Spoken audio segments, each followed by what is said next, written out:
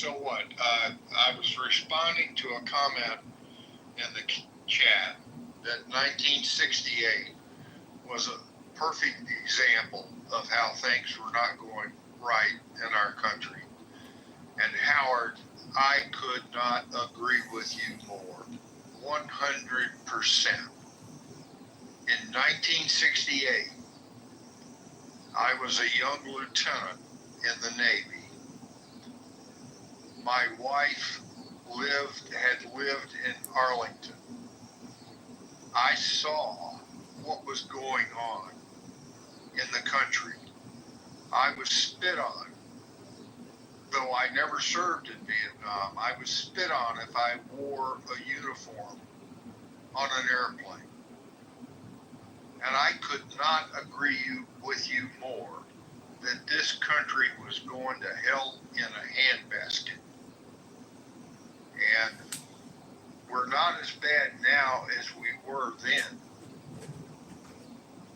But we are speaking with the thickest sure as hell not as good as I hope that we could be and should be if we can have rational discussions and resolve our disputes within Congress, the democratic way to resolve the disputes, not with executive overreach or judicial overreach.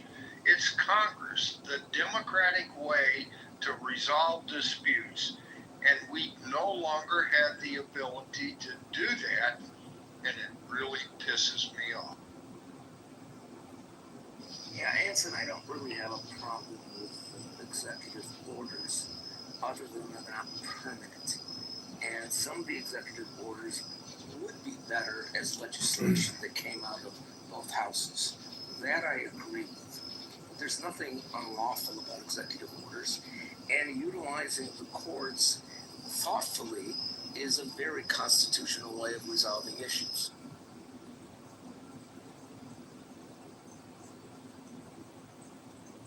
The problem is, it takes too long.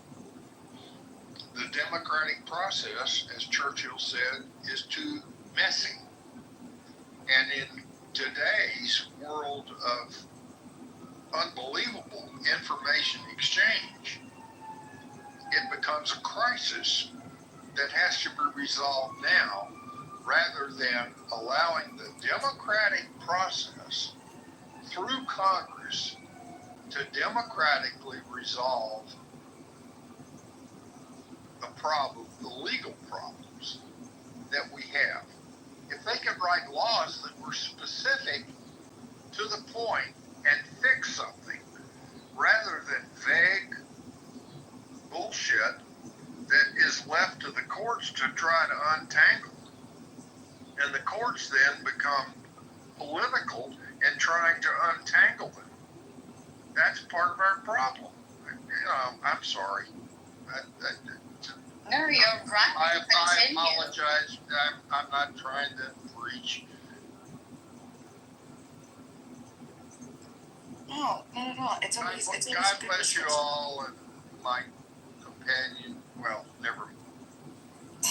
Anson. Well, I just wanted to push back a little bit. I know maybe you have to go, but I understand this could be a discussion for another time. No, we're having the discussion now, and it's perfectly fun. Oh, I was just referring, I don't know if he has to go. No, I'll stay here and listen to you, Beaver. I really, I observed your exchange with Brad a couple of days ago, so I'm sort of waiting, but go ahead. Well, Bima is an anarchist, so. But she also at the same time likes to pull the legs of bugs. Baby, why do you keep saying that? She likes to pull the Wait, legs why are of you bugs saying that? That's so weird, baby. Baby, do you understand that that's weird? We talk about how weird rumors, right? No, we understand how the bugs are non-native. But hold on, wait. I know it was a joke. I know you're saying it as a joke, but I would never do that. When it comes to bugs are non-native, though, right? Jesus, this is great. No, you're fucking crazy lady. Baby, I don't know why you keep saying that. That's not true. Why do you keep saying Because I noticed that, and I think it's Hold on, you noticed So I what? think, hold on a second. I never said I pulled legs off of a bug. It's weird. Hold on, guys. Right? Let me, Like hold on a second. I don't want to start screaming over you're people. willing to pull their legs. So, Where did you answer get that from? There's a mod talking. There is a mod talking. Whoa. PB, for a second. Go ahead, Dr. Jordan. So, Anson and I just had a delightful discussion about engaging in diplomatic discourse about topics that we may or may not disagree on. And what you're demonstrating right now is that you're bringing personal vendettas or personality issues into the arena, so that this is about personal attacks and not about the topics. Now that's fine. That's my psychology, Mr. Psychiatrist. That's what. See. Now calling names isn't going to be helpful either. So what I'm suggesting is that this is why Clubhouse people are drawn sometimes to the drama. And if it was just topical, we would all be pretty bored. I mean, I'm not saying one is better than the other, but the question is, what kind of rooms do you want to be in?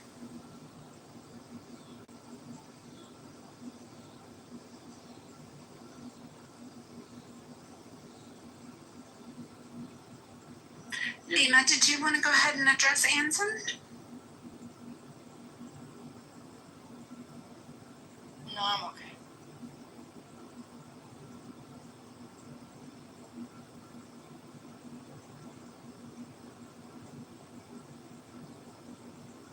I mean, I personally, for me,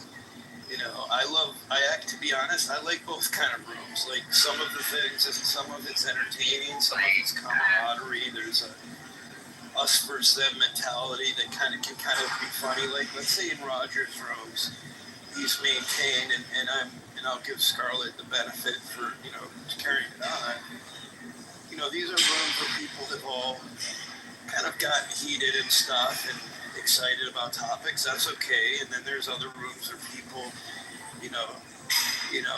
are more diplomatic. And this isn't a judgment of people. I guess it's just a question of what's preferred. And I'm not even sure. I mean, I get drawn to everything. So I'm just putting this out there.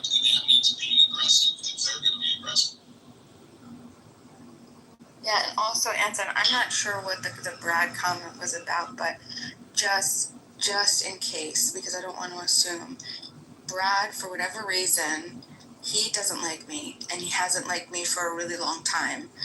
I never address anything to Brad. Brad attacks me unprovoked. You can ask pretty much anybody, and he's done this for the entire time. Hold on, Frank. Thank you. So I just want you to know that I know that you may like Brad, and I'm not saying don't like Brad. I'm just saying that Brad has an issue with me, and I don't speak to Brad because of that. For whatever reason, he has issues with me. So if you saw a situation, it was a self-defense, and it was probably one of those moments where I was absolutely exhausted by constantly being attacked, constantly verbally attacked and accosted, having nothing said to Brad ever at any point. Like I don't talk to him because I understand, and it's just Brad. He's very predictable. I understand how he operates, and I'm not interested. Well, he's very consistent, though, no? Yeah, but being on all things, though, like you do. Brad and I have nothing in common other than the fact that we both served in the United States Navy. I'm not sure even that Brad served during the Cold War, but that's beside the point. So there's a commonality of brotherhood in having served in the United States Navy. I was a relatively senior officer when I finished. Brad was a bosun's mate. And God forbid, I love bosun's mates sometimes. But that I could tell you sea stories about that. But when it becomes, I don't support Brad and some of his views. And he remains respectful of me, but he disagrees with my views. All that's fine. But when it gets down to I can't even describe. It was my room. It was the room that I was running, and I had to leave for personal reasons, and it devolved into a combat. And even Roger himself said, "My God, if Uncle Anson hears this replay, he's going to go apeshit."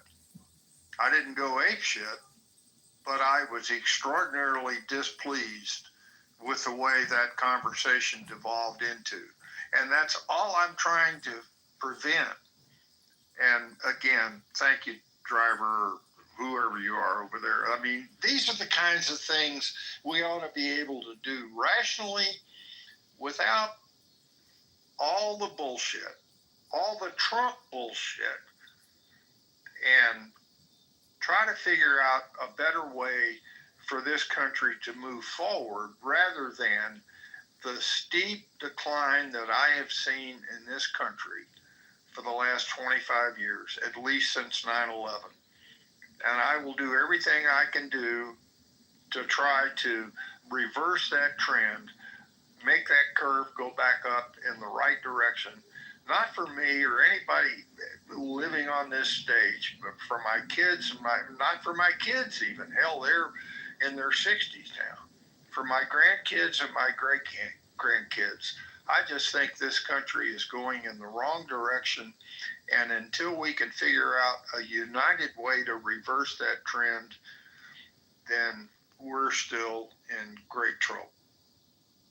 Okay, so can I say something for a second? And I just want to make an observation from the outsider looking in, because contrary to the fact that I've been on stage, I'm actually still working. I've noticed that people do this thing where they say that they don't want to talk about people, then they continue to talk about people, then jump back into a topic having nothing to do with that said people they were itching to talk about. I'm going to be very honest with you. In listening to a lot of the shit that's happened on this app and a lot of people that come in and out of these spaces, I'm going to have to call bullshit and say that some of y'all love the drama.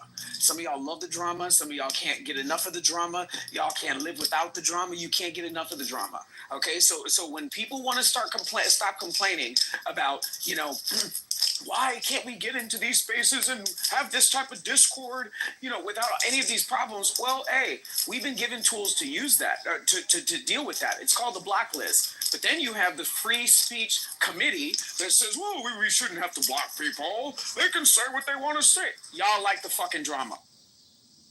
Yeah, I'm not sure if you followed what happened, but I was going to talk to Ensign about rationality, and he had said something like, oh, I listened to your interaction with Brad the other day. He brought up Brad, I didn't bring up Brad. So I was just responding, letting him know that there is an interpersonal conflict with Brad and I, and it's never me talking to Brad. It's always Brad just attacking me unprovoked. And I guarantee you, Anson, if you go back and no, that's not true.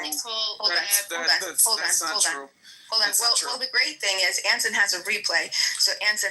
So the great thing is I've been able to observe you. And what you do is you say things about Brad behind his back. Then when he confronts you, you play the victim. Well, so I'm not going to sit up here. Hold on, BB. I'm not going to allow you to do that, Bima. Stop it. And notice Brad is not here. Why are you so obsessed with talking about people when they're not here? Did you not listen to what I just said? I was responding to Anson. First of all, hold why on. don't you just share with us your political I was responding to Anson. Hold on. I didn't bring anything up. I was just responding to Anson. Hold on, Bima. I'll throw the mic back to you, Adam. I just got back to my phone. Yep. Boo, my I've had these same people blocked for 5 years. So, I mean, and they, I don't even want to say anything because I feel like a room will be made if I even mention, anything. But, my point is I've had them consistently blocked for 5 years, and they're going to stay on block. So I don't ever hear you complaining, though. Like, I never hear MG having these type of complaints because, quite frankly, I don't believe MG has these problems. But she do. Okay,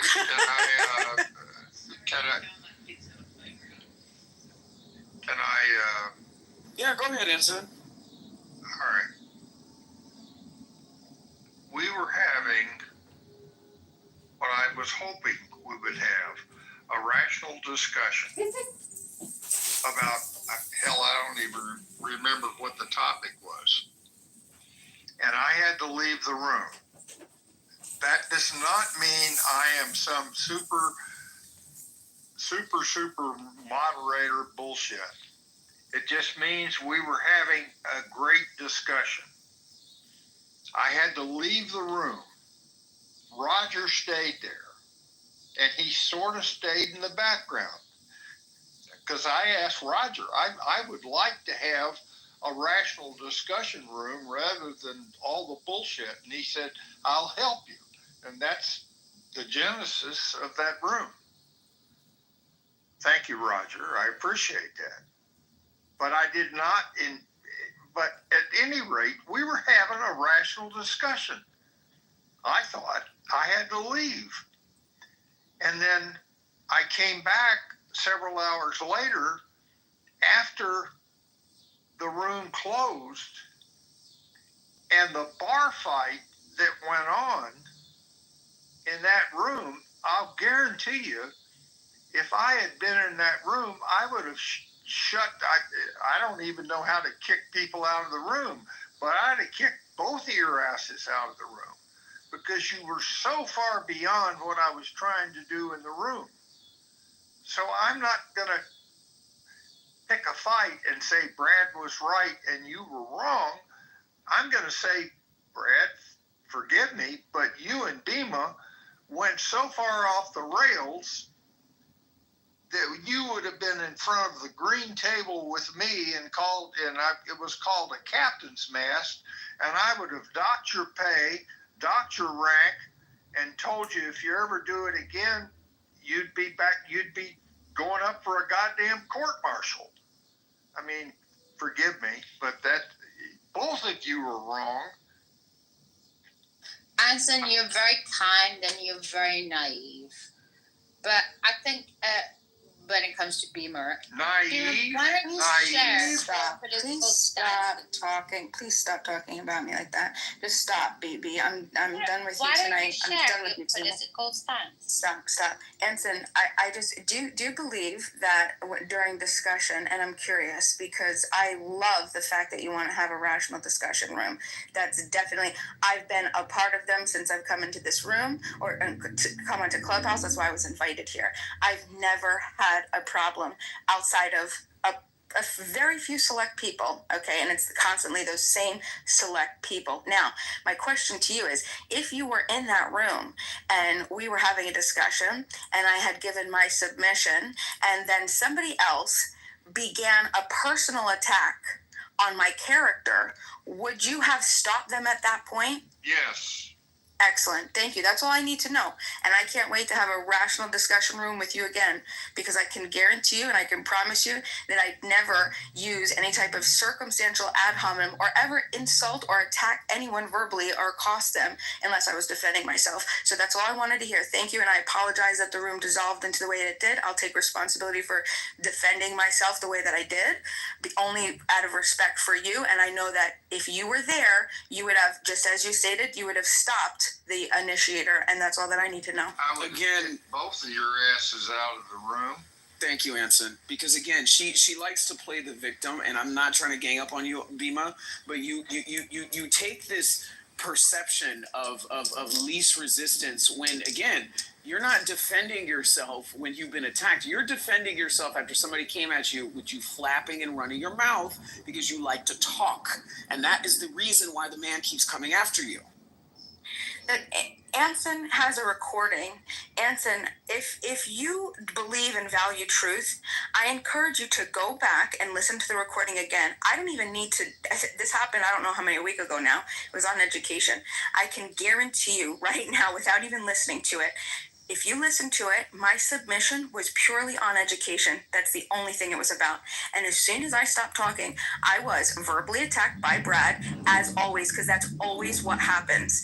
My personal character is attacked. Now, all I'm saying Because to you is, keep talking about the man while he's not present, Hold on. like you're Wait, doing hold on. right Wait, now. hold on. This Well, is the first whole of all- point. Well, first of all, do you think that that's fair when I was responding to No, Anthony? you have the option So to I not shouldn't be engage having the a conversation with Bima, you're using it as an excuse to go after Brad again. This is what you do. This is circular behavior. That's crazy. I'm telling you, this is a pattern. You're right. It is rational. crazy. It's It not is even crazy. rational. You're saying that I should she's using respond it to as an Anthony. excuse to excuse her own behavior. Right, okay. topic And we're of talking that about room? two of the biggest drama queens on this app. One, Adams, who constantly uses a big mic, came into the room the other day, We're not bringing other stage accused drama me, into this of bit. course, BB, you wouldn't want to. BB, What was BB, the topic of that room? go Do you ahead. remember? Hilarious. Well done, Adam. Bima, what was the topic of that room? Was it the history in the making? Is history being made today? It was about education. The one about education. May I say one thing? I'm new here, and I joined the room because it said common sense on Clubhouse, and I'm amazed that none of you can recognize the principles of judging not and not judging other people and condemning. You know, we have to learn that everyone is different. Everyone is coming from a different perspective, and I think the room needs to take a big break. I was coming to talk about the presidency and how I think we need to overthrow the government calmly. But I was just astonished at the room, and I just ask all of you to take a breath and to continue your discussions. I'm just a fly in the wall, but I just ask you to judge not. Fantastic. And again, I'm hold on. As a person participating in that conversation that you seem to have a problem with, thank you very much for your unsolicited morality advice. Would anybody else like to speak? No problem, anytime.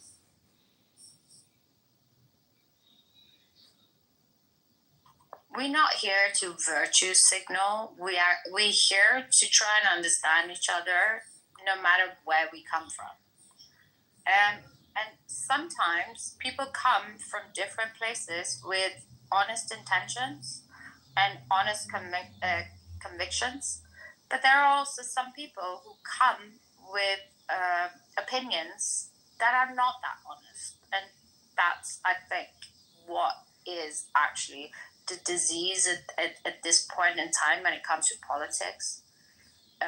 Because in the past, as Anthony was saying, it's like, you could be left, you could be right, but there was an end game, and it was about reaching some kind of consensus that was supposed to be the best overall. But today, that's kind of like a little bit blurred. That's a good point, BB. Let me ask you, do you think that it's rational to continue to tell people tonight that I've been pulling the legs off of bugs when that was never said, done, or anything? Like, can you explain how that plays into rational discussion? Do you like playing the victim? Adams, no, but you do, apparently. This is why you're the only one that's speaking. It was non-native bug, right? You're very adamant. BB, I never said that. But you made that up. You made that up, and you've been telling this. At first, I thought you were joking. It's recorded. Then you kept saying. Hold on, BB. I've never even thought about doing that. This is just made up bullshit, and it's weird. It's BB. It's weird. Well, you are weird, honey. And then you said, "Oh, I'm gonna let the chicken eat it."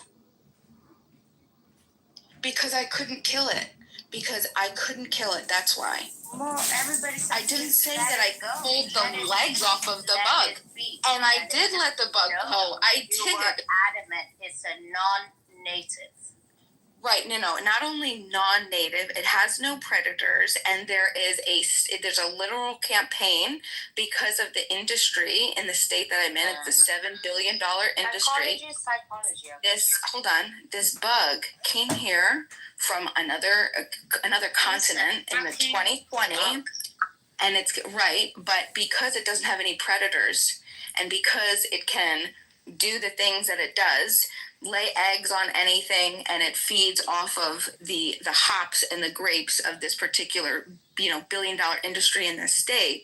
It's an invasive bug, and it's dangerous. And that's all that I was talking about. I was educating, like I educate everybody on all the other bugs that I talk about. Today we talked about another butterfly.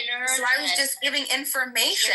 I was giving information about the lantern. I was giving information about the lanternfly. That's it. Today we talked about the silver-spotted skipper. Okay. Yesterday we talked about the golden. We talk about different bugs all the time, BB. I didn't pull the legs off of bugs. I'm sorry. And the fact that I didn't even kill the bug. I'm sorry. I didn't even kill it. And it's weird that you keep saying that I did. It seems like you changed the subject of the room. Common sense on Clubhouse. And God almighty, do I agree with that. How do we achieve it? Common sense. There's a guy down here in the audience, Alan.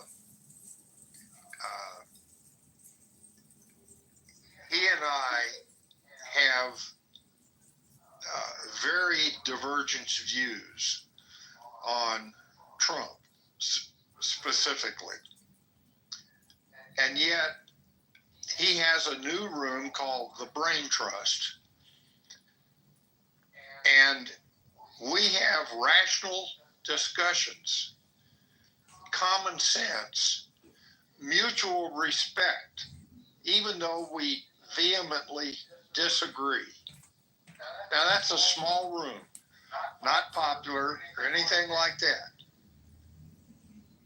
But we need more rooms like that, where Alan, who wants to impeach Trump, and of course I strongly disagree with that, but we can have rational discussions about it without all the bullshit. And somehow I think, well, Alan and I have maintained a degree of mutual respect despite our disagreements about the headlines, if you will. What Alan and I need to do is get underneath the headlines, understand the underlying problems, and then argue about the solutions. But we first have to agree on what the hell the underlying problems are. He thinks it's Trump. I think it's much deeper and broader than that. And we can have a rational discussion about that, be productive, remain polite, etc. And that's what we need more of on Clubhouse. Yeah, but you represent a time where politics was a little bit less dishonest than it is today. Politics in my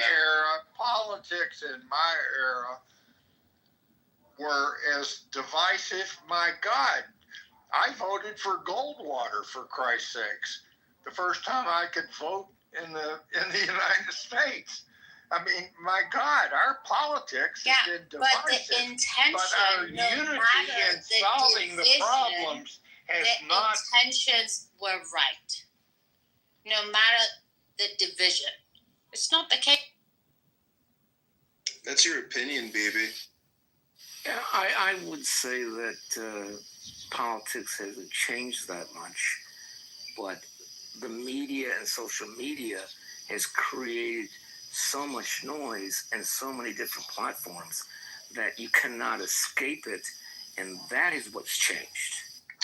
I think Bibi just said something terribly fascinating, and I wish we could just listen for a minute to why she believes that the intent of Goldwater and the intent of Trump are different.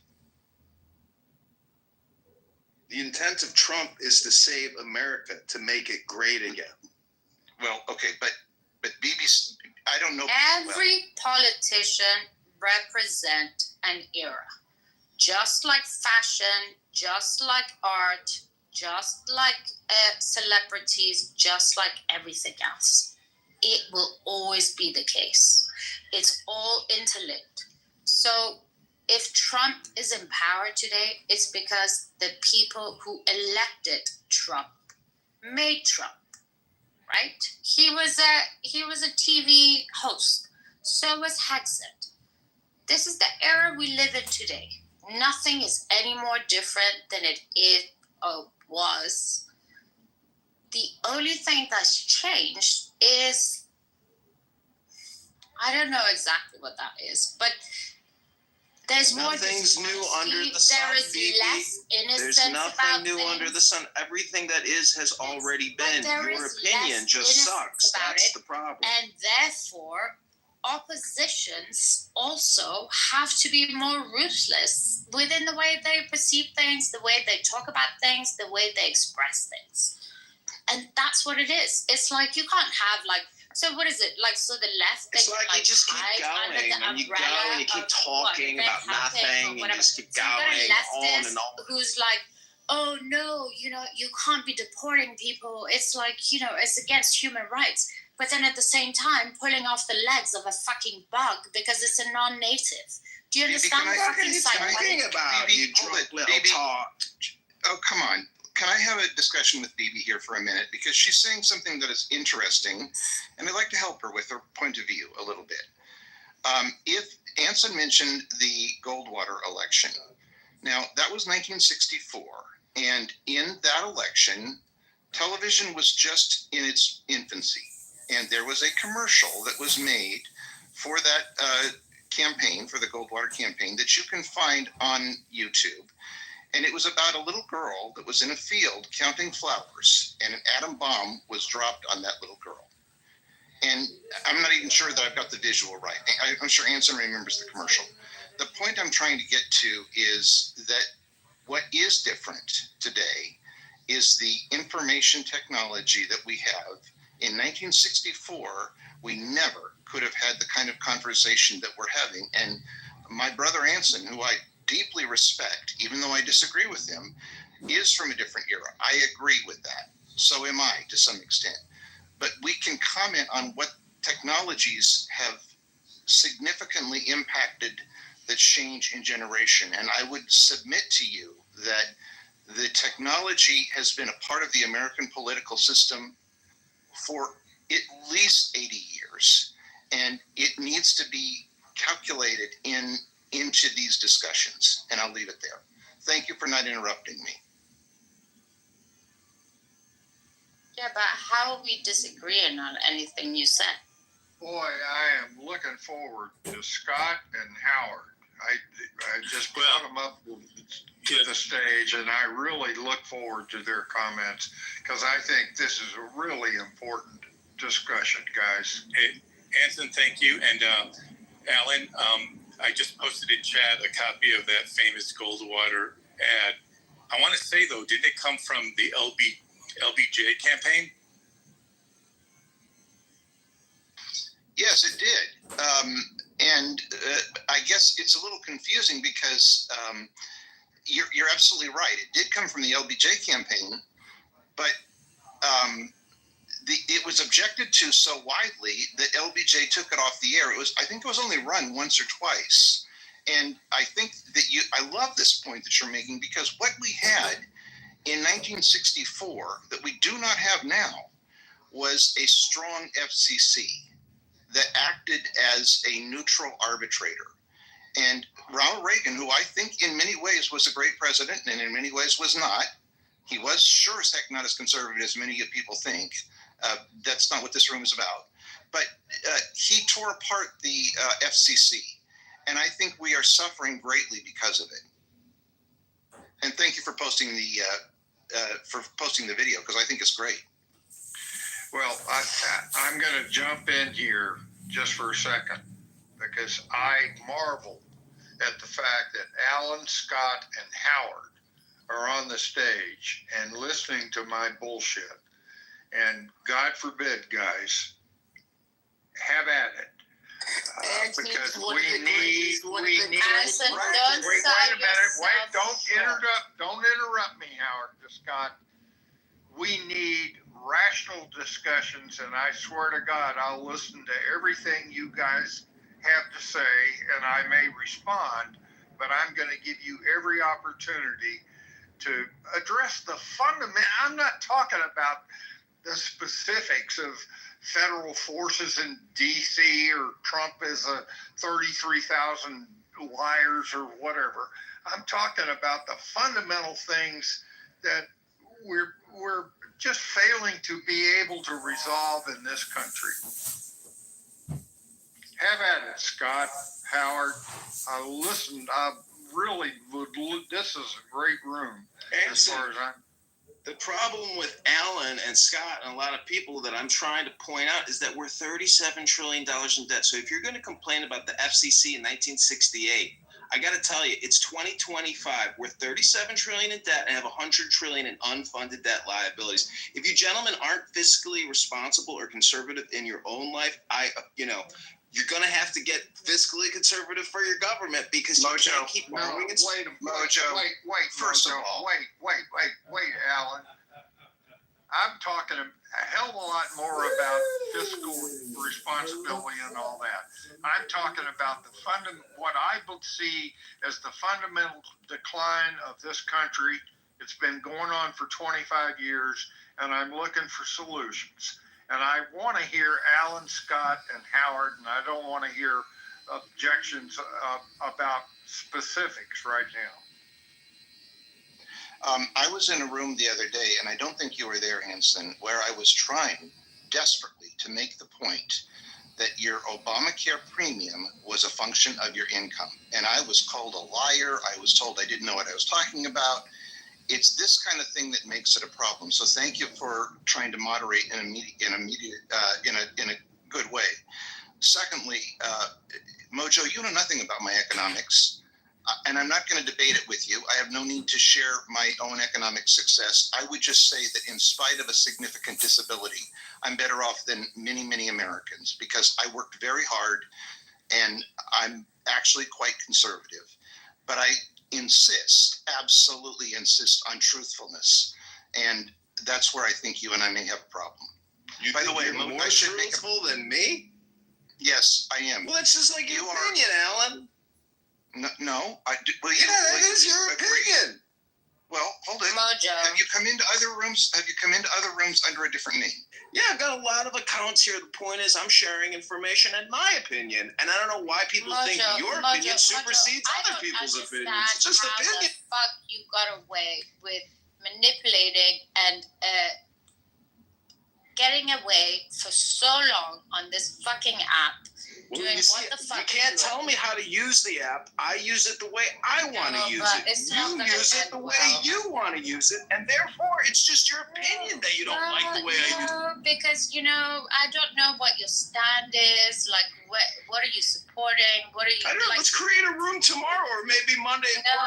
Let's come up with a topic right now for Monday afternoon. I've done this, BB, and what I've discovered is, number one, Mojo would have voted against the big bad bill. Maybe not for the same reasons that I would have, but if he's going to run for Congress, he needs to be held accountable for what he says. Number two. Yeah, and Alan, I was placating you when I said that Congress should arrest Donald Trump. I was making fun of you, but you were too dim to understand that I was teasing. No, I wasn't too dim. I understood that you might be teasing me. Interrupting a discussion that, for some reason, I'm not even able to participate in. So you're interrupting, as you always do, Mojo. Let other people speak. I want to finish the point, Mojo. I have you on record, on a recording, saying you would impeach Donald Trump, and you can't deny that. I knew what you were doing. I wasn't that dim. Thank you. Again, I was making fun of you, and it's illegal to make recordings of people on this app, Alan. Don't you know? It is not illegal. Mojo, stop. That room was recorded. You know it was recorded. All right, well, it was documented as being recorded. Look at the replay. I'm going to go listen to it and see what I said. Please hold. Okay, well, that's that's going to take an hour and a half, so we can go on. I'm just saying, if you've got Trump derangement syndrome, you got American derangement syndrome. Trump was voted in by the people to rectify the problem. Anson, not to you create either more throw him problems, off or I to leave. rectify the. Okay, goodbye. I'm not running this room, so Anson, if you can't throw him off the stage, that's because he's Rage dishonest. quitting, Alan. Don't rage quit. I'm trying to mute both of you, and I don't know how to do it. Scott, Howard, have at it. When you say the decline in the 25 years or 27 years, what answer specifically, like, what decline are you talking about? Because that could mean a lot of things. I'm just Okay. Obviously, 25 years ago, we had a balanced budget, about $1 trillion or so national debt. Look at us today. Look at our inability to successfully resolve the conflict against terrorism. Bush said it was a generational war. We're still fighting it. The withdrawal from Afghanistan, a military disaster as far as I'm concerned in terms of the military. The geostrategic instability in the world. Scott, you've heard me say this, but based on my experience, from my professional experience from 1965 up to whatever, and I was on the tip of the spear of nuclear deterrence. That has been degraded, and I firmly believe, that we are closer to nuclear war today, not because of geostrategic instability. And part of that, a significant part of that, is the American inability to create stability, which I call deterrence. Deterrence is weaker now than it's ever been in my professional lifetime. I believe we're in trouble, and we're getting deeper in trouble on those broad subjects.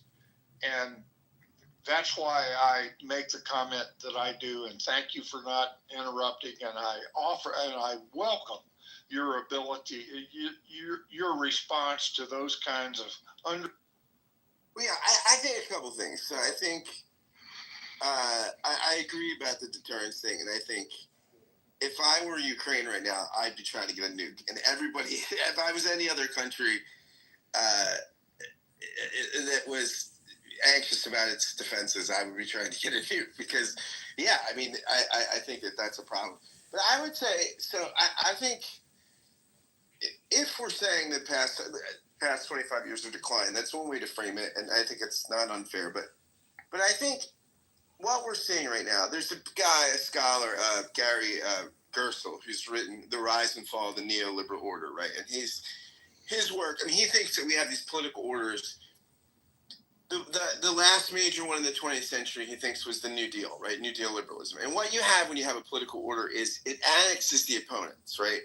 So what happens is you get, for instance, you get after FDR, what does Eisenhower come in and do? Does he become a spendthrift and clamp down the state? No, he expands the state, right? He expands infrastructure. He's part of the New Deal order, right? So the New Deal order gives way to neoliberalism, right? Which sort of, begins on the cusp of Jimmy Carter. Reagan really brings it in. And that's where, markets are seen as superior to government. It's the area, and it includes, that's a new order because it's sort of, you look at Bill Clinton. Bill Clinton is much closer to Ronald Reagan than he is to FDR, right? I mean, that's, the era of big government is over. I mean, that sort of thing, that was the breath of victory of Reaganism, right? Clinton was really a Reaganite. So that order, the neoliberal order, is eroding. Okay, it's tattering. It's coming to a close. I mean, I think a couple things have caused it to weaken. One, you look at the financial crisis of preceding Obama, that really crushed people's confidence in the global economy, in the neoliberal sort of free trade, free market stuff. You look at Iraq and Afghanistan have eroded people's confidence in internationalism and international agreements and sort of international law and international interventions, right? And I think also the faith in democracy. China's success, rapid success, without democracy, right, makes the Davos crowd and stuff enamored with China, and there's cynicism about democracy, just culture in a culture-wide way. So I don't know, like maybe it's decline, but I just think there's a fundamental paradigm shift that Trump has responded to, right? That Trump is the right-wing response. The populist response to these problems, right? And so I think Trump is pretty effective as far as he's reacting against all of the erosions that we see declining in like the 2000s, sort of pre-Obama. Now, I think the left hasn't come up with a response to the end of neoliberalism. We ran the neoliberal candidate. We ran Kamala Harris, right, running around with Liz Cheney saying, the neoliberal system isn't that bad, and Trump's going to blow it up. People wanted it. People wanted it blown up. That's the thing. People wanted the system blown up, and we didn't offer somebody to blow it up, right? We offered. Now it's interesting. I'm not a Mamdani fan. I don't like the anti-Semitism, but he is closer to the sort of response to an erosion of neoliberalism, right? So how do we sort of get the deficit straight? People don't care about that. I don't know that it is possible because nobody gets votes on it, right? Nobody has the political will to do it because it's not what people care about. People care about, now again, we might want to say that they're concerned about prices. They're going to be, that stuff's all going to be bad when the inflation skyrockets and all that stuff.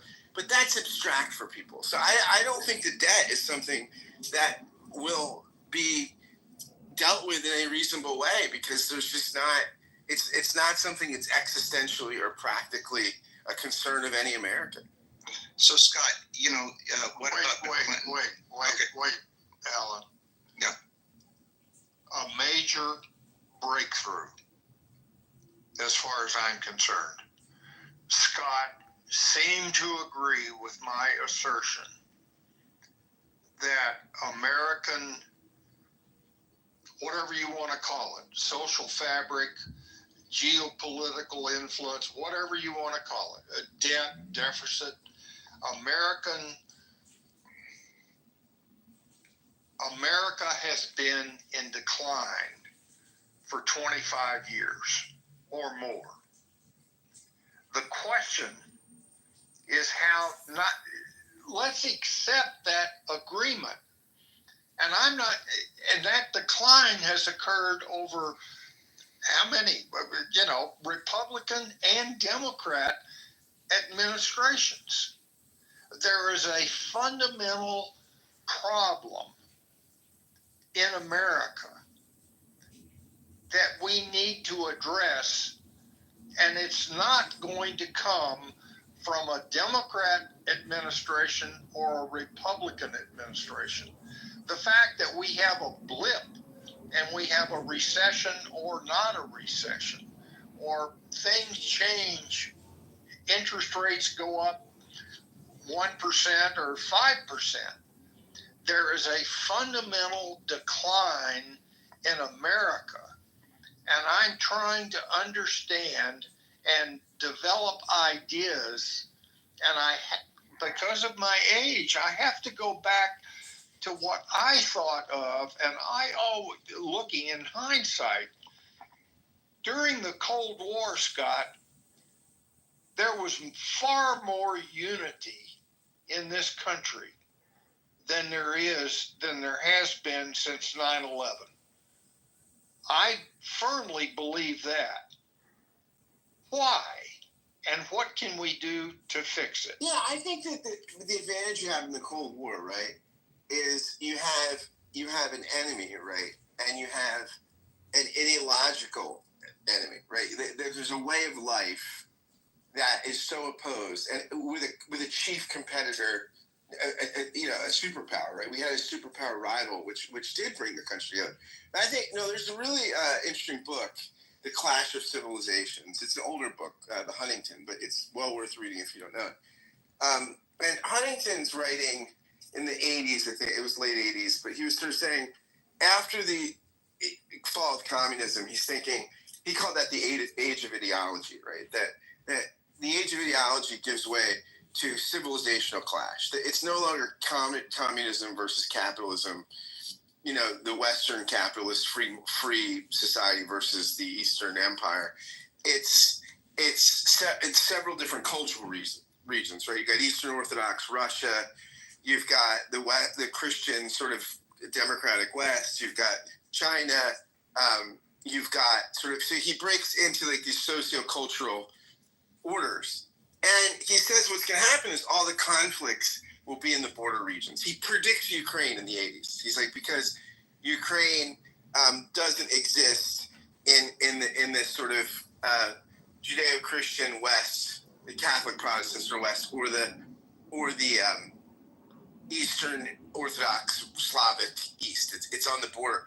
So I think with the civilizational conflict, it is tougher. Also, I think we're pluralist multiculturalism makes things harder. It's interesting when they do studies. There's a study in England.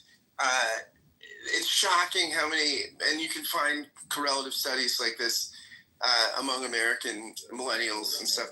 It's shocking how many people don't think it's important to live in a liberal democracy, right? That there's the relativism is seeped into democratic ways of life. So all these things are real. And at the same time, our GDP is doing pretty well. Like this is the thing about decline. Like we're far surpassing growth in the rest of the world, right? I mean, this is the interesting thing about Trump's narrative sometimes, that we're this victim nation, right? That everyone's taking advantage of us. We're still doing far better than even China and anything close to our global competitors. So, I mean, I think we might be facing a decline in political culture as far as being able to do big things. I agree with that. I mean, part of it is our system is designed to need substantial majorities, right? You can't really run America on narrow majorities the way you can a Westminster parliamentary system like Canada or the UK or something, right? So to do big things in America, you can't do it on narrow majorities. And we're a partisan, we're tribal and partisan, and you can't do much with a narrow majority. So while I think our GDP might be increasing and we might be winners in the global economy, our political culture doesn't lend itself to solve a big problem like increasing deficit. Well, everything you've said, first of all, we agree that there's a major decline. But everything you've said is a description of why we've been unable to stop that decline. I have some specific ideas, fundamental ideas, as to how to stop the decline. And I would be, I'm not going to argue those. For example, I have said for over 2 decades now that the K-12 education system in America is a national security crisis. We are dumbing down America. Now, we can debate that forever, but that's a specific thing that I believe we need to fix. We need to better educate the citizens of America. I think you'd agree with that, and then we can argue about how best to do that. I believe there is a smog over our major metropolitan areas. And I don't mean environmental pollution. I mean a degradation in homelessness, graffiti, respect for law and order, crime rate, whatever. And I don't want to argue the specifics. I just make the assertion that our major metropolitan areas have gone downhill in terms of social fabric, etc., over the last 25 years. And I'm looking for solutions for that. And at least I want to agree that those are problems. And then we can debate with all the vigor you want to debate the best way to solve them. But we have to agree that they are problems and not just talk about how hard it is to fix the problems. I want to get down to specifics about what I think needs to be done to fix the problems, you think needs to be done to fix the problems, and have a rational discussion on that. And that's what I'm trying to do. Like, when you say something about urban decline, right? Like I live in. I think it's terrible. I think urban decline is terrible. Like I live in a pretty major city, right? I live in the 6th largest city in the country, Philadelphia. I live right in the middle of it. I mean, I can walk to City Hall. That's complex because our crime is down in Philadelphia, right? Crime is down in most of the country, right? Now, so I wouldn't say, with regard to crime, Philadelphia is in drastic decline. Now, I will say we're facing a public transit crisis, and that's a mini crisis. I mean, SEPTA, which is a great public transit system in the country, is facing. You know, Harrisburg wants to defund us. The Republicans want to cut significant spending, which would kill us, and we're facing it's a big. A lot of people are talking right now because we're facing severe service limitations, which would have economic impacts, right? I mean, people not able to get to work and to other things as easily because a lot of people in the city, depend on public transit. So that I would say is a crisis. So I just think urban life, it's complex, right? I mean, so I wouldn't say my city. With regard to drugs, yes, there's a part of the city that's Kensington, which is worldwide famous. There have been documentaries about it. So we do have an opioid crisis. So, I mean, I just think overall decline, it's tough to know. It's tough for me to comment on that unless I know what we're talking about, right? Because I think it's just a complex description, like what's going on in, say, an urban center like. Okay, Alan, go ahead. Scott and I have exchanged legitimate views back and forth. Basically, I think I heard him say that he's not very worried about the decline or the smog, as I call it, in Philadelphia. And therefore, it's not a priority that we need to address. But that's a detail. Scott and I can argue about that, and I sure as hell don't live in Philadelphia. But go ahead, Alan. You want Anson, thank you. And thank you for running an organized discussion. I really appreciate that. It's not an easy skill. Thank you. I would like to go back to what Scott was talking about, and you were talking about also, about when things were running well. And I would point to the time you were talking about in 1992 to 2000, we actually did have a balanced budget.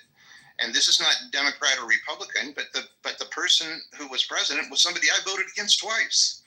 And yet he was a competent president. And I think part of the reason he was a competent president is he had run a state for many years that had to have a balanced budget. And I agree. I support Bill. I like Bill Clinton. You also put a lot of cops on the street. Yeah, and I think I agree with that. Good for him. One of the real problems we have is this horrible attack on competency. And I appreciate very much, Anson, you trying not to make it about Trump, so I'm not going to go there. But I do think that once this presidency is over, we should, and I wrote a paper in college on this, we should change the Constitution to limit who can run for president, because the captain of the ship, Anson, does matter. I'll stop you right there. I'm going to stop you right there, legitimately, because I get the power of being a moderator, thank God. You and I absolutely, if I could point to the most basic fundamental reason I think America is in decline, it's the lack of competency. And that is related to what I call the national security crisis of K-12 education. We lack the competence across all parties to be able to figure out how to move forward in times of great stress. We agree. So we agree on a hell of a lot more. We agree on competency. Now, we can argue whether it's Democrat or Republican, but we can agree on we have a terrible lack of competency at the highest levels in this country. And that is a function of experience. That's where we may disagree. I don't know whether you would disagree with that or not, but I say that's a function of experience. When politics, and Scott and I may get into it over this, and I don't want to argue with him because he's my friend, and I appreciate his help when we have it, but I do think that your objection to his imitation of Trump is based on a feeling that politics should not be entertainment. It is serious, and I don't know where that We should have a basic fundamental respect for the office of the presidency, not mocker it, but offer constructive alternatives to what that office is trying to do. I could not mock the office any more than the occupant does. I mean, that would be impossible. Well, Scott, that's where you and I disagree, and you know how it's really you think Trump doesn't make a mockery of the office very often, Anson? And I'd like to acknowledge the other mods on the stage as well. And also welcome Jason and Double and Bima back to the room too. Y'all please feel free to also jump in on the conversation. I'm sorry. I mean, Anson, when Donald Trump is asked by, and this is a favorable interviewer, this isn't a gotcha question. Or no, maybe it wasn't. I'm sorry, it was CNN or something. They asked him, he showed you, he had the Declaration of Independence, right? And they said, what does this document mean? And he says, it's like a document of unity and love. I mean, love. I mean, this is the most acerbic. I mean, the aspersions. First off, half the things Jefferson said in there, a lot of the things weren't true. But when you have such a vacuous answer about one of the founding documents of the country, that's kind of a mockery of the office. I mean, right? When you're that ignorant of basic American history, which I'll say for Putin, I watched Tucker's whole interview with Putin, and I thought, you know what? It'd be great to have a leader that knew the history of the country, which Putin does. I mean, I think there's just so many things that Trump does. They're just, and this isn't like Scott saying everything the guy does is terrible. I'm gonna shut you down because somebody said other people want to get into this, so let's let Jason and everybody else weigh in. I apologize for no problem, buddy. And I certainly don't mind the discussion continuing, but I want to make it a point to acknowledge that there are also other people on the stage, and if they have anything that they want to interject, they're more than welcome. Well, I do think Anson is right to highlight a decline in the U.S. over the past 25 years, and it's not necessarily going to be something that you can locate in a economic decline or a military decline necessarily, or a decline in our institutions. But I think there is a decline in public dialogue. There is a decline in our ability at the level at which we try to address political problems, political concerns. And it may be, I think, one hard challenge for people proposing changes is that we have to ask ourselves, given that there was a decline, then something is different now and that's maybe why we have a decline. But the things that, if we're proposing solutions that aren't ultimately about restoring some kind of balance or sorting out or addressing the causes of the decline, if we're proposing things that are changes that weren't there in the past, we have to ask ourselves, why do we think those will work? You know, they weren't a problem before. Why are they a problem now? And I think when we look at a lot of people on the left, a lot of progressives, a lot of people basically who don't support the right, they are not conservative in the most liberal sense of, or in the broadest sense of that word, which is applying old solutions to new problems, you know, which is to say using time-tested strategies. And so they propose all kinds of crazy things. They really want to uproot and undermine the American system. They don't see it that way, but it's what they're doing, and it is a big problem. For example, qualifications for office. We've never had qualifications for office. Why all of a sudden do we need the president to be qualified? Targeting hate speech. Where the countries with freedom of speech, you know, people are worried about fascism, whatever. The countries with freedom of speech, are those the countries that went Nazi? Back in the 40s, the U.S. was so much better at policing speech, and that's why we didn't go Nazi. I mean, there are a lot of ideas coming from that side of the aisle that are about destroying America. They're fundamentally about destroying America. They're about destroying an open and decentralized society. And that's something we got to put an end to. And that means ultimately destroying the capacity of the government to do that. And so Trump, he is, you know, there is a silver lining. There will be almost no federal government left, hopefully, when he's done. And no one will be able to entertain crazy ideas like this. Jason, can I just ask you? I want to make sure I heard you right. You don't think there should be any qualification for someone to be the president of the United States, is that right? I don't think there's any way to argue that's the problem. It was not a problem before. But we lived in a world before that was simpler. Let me give you a classic example, and this is one I struggle with in my own thinking. Harry Truman, who is one of the presidents that I have a high degree of respect for. I didn't growing up, but the more I've read about him and the more I've studied him, that guy had a lot of courage. He did not have a college education. He was brilliant. He did not have a college education. If I were to propose a national amendment that we discuss in our country to change qualifications for president, one of them would be that they have a college degree. Another one would be that the presidency is not their first political office. So I don't want to make this about Trump specifically, but I think if your point is that we shouldn't have qualifications to be the president of the United States, other than that you're born in the United States and you're 35 years old, I just disagree with you. And we can agree to disagree. Yeah, I think this is more an example of fixating on something that probably doesn't explain the decline, because it was true before the decline as well as after.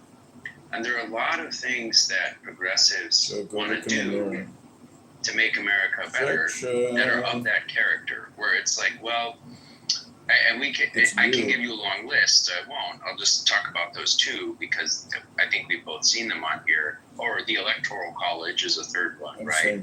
I mean, if America is in decline because of the Electoral College, that decline probably started a long, long time ago, right? And the same thing, qualifications for office, lack of controls of hate speech. I mean, the U.S. hasn't had these things ever. So if these are the cause of the problem, I mean, it doesn't make sense. It's like, well, I mean, lack of qualification for the presidential office, that's like 200 years old. It took 200 years before the decline set in. I don't think that's what it is. So it's not targeted. And if it's not targeted, then it's like just, I don't know, just treating the public policy like a laboratory or something, you know? Okay, we'll just agree to disagree on that one. Thank you. Oh, and Anson, just before I close my mic, I don't ever want to argue with you about whether we're in decline. That's I think Scott and I would agree with you. I think the other day in the room, nobody disagreed with you. So we don't have to establish that point. The question is what to do about it. Thank you.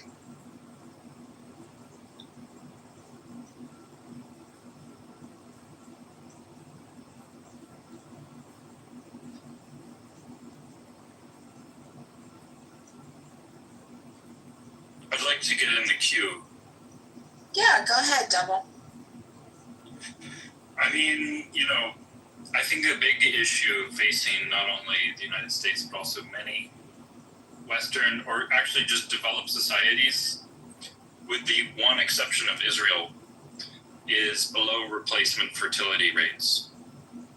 How can this be addressed in the 21st century? I think we should be looking to men like Elon Musk. He is quite a fertile man. And if we actually dig in, a lot of it's not public or not well advertised. Some of the strategies and technologies he's employed to himself have a fairly high fertility rate, actually extremely high fertility rate. He's well into the double digits. He already into the triple digits. And we could expect certainly within 10 years that he'll be into the quadruple digits. He will be the most reproductive man in history, exceeding Genghis Khan. And so I think we should sit with that. People are laughing, but like we should sit with that and we should think about what is he doing correctly that the rest of us are not even thinking about. At the moment, he's unable to be public about it because it would compromise too many of his business interests and political interests. But we should all be thinking about what strategies we can employ in our personal lives, or what strategies that the larger society should be perhaps encouraging and subsidizing. I'll leave it there. So let me take this one. Wait. Go ahead. Let me Double. I'm reading a book right now. Just got it out of the library. These Strange New Minds. It's how AI learned to talk and what it means. It's the for family and everyone's mourning. Oh my gosh, somebody in Detroit guys are saying, oh, it's like, oh, drugs are so bad. Oh my God, it's just another junkie in the street, you know. But it was actually like the same, thing. But it's just like, and it also made the point. It's just viewed differently. It's viewed as it was only 11 sympathetic, years and the family gets, poor things, and same with addiction too. Actually, people. So I never thought, like JB, you were saying at the beginning, you have a friend. Is drug addict. I never caused celebrity of the decline of the social fabric of the world. For that respectfully, Ensign, I don't think you properly looked at the demographic data. Give me a second. I'm just quoting a book by a pretty good author, so maybe I'm wrong. But world population has gone up at a hell of a rate. Yeah. So I'm not sure. So it sounds like it's going to be a boring group anyways. Solution to our world even national problem. Recycles topics. Yeah. You can't so I agree. So in terms of genetic drift and genetic shift, this notion of the progeny of someone who, arguably has some psychopathic traits. I could do that kind of shit. Why would we and want they call to? me all kinds of really racist stuff. Problem with with the C-suites who are psychopaths but they are now out there having, focused on each other tonight. Raising dozens of children or creating them, quite frankly. I'm in a bit of a loss for words because this is the last thing we want. It's like you want to outbreed the Trumps and the Musks, right? These are people who bring with them DNA. It's like junk DNA. It's not junk DNA, but we don't want that in our genome. We want to dilute that. So I just think it's remarkable that we would use Musk as a model. Of course, he wants to have as many progeny and offspring as possible. That goes with his personality disorder. So I think we just need to rethink the notion of virility and what it means to add his chromosomal DNA to the gene pool.